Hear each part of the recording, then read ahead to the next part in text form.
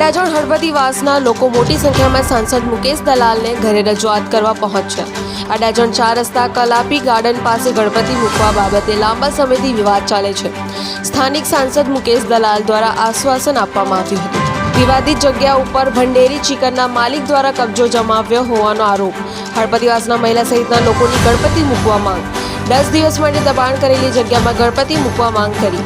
સમગ્ર મામલે મુકેશ દલાલ ઘરે અડાજણ પોલીસ પહોંચી મામલો થાળે પાડવા પ્રયાસ।